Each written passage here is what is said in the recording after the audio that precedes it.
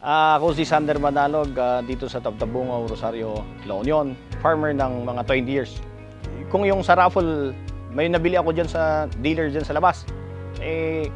Kung mga kinukulang din kasi kami, bumibili ako ng mga tingi-tingi dyan. Natsyempohan na binigay sa akin yung coupon. Yun, hindi ko alam kung yun na ngayon nanalo.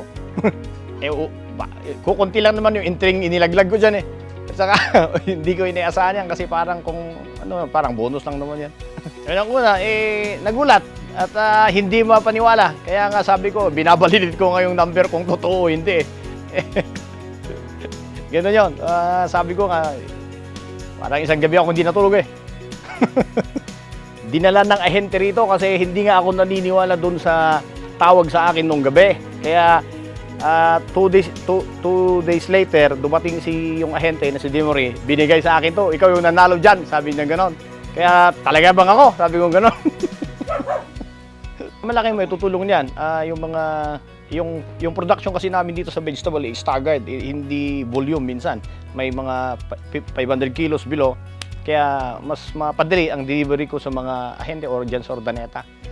Sa seedling operation naman namin, madi-deliver namin agad-agad yung mga konti-konti, mga isa-isang daang trays sa mga customer din namin. Yeah. Of course, sa personal na pamilya, makakapagpasya ko kahit saan. Talagang sobrang saya. Hindi ma-explain. Subukan nyo yung produktong leads kasi dito naman sa ganitong operation namin dito, minsan kasi dito is kailangan ng technical na experience on field at subukan naman namin na yung buong line of product ng Leeds Agri nakakatulong naman talaga.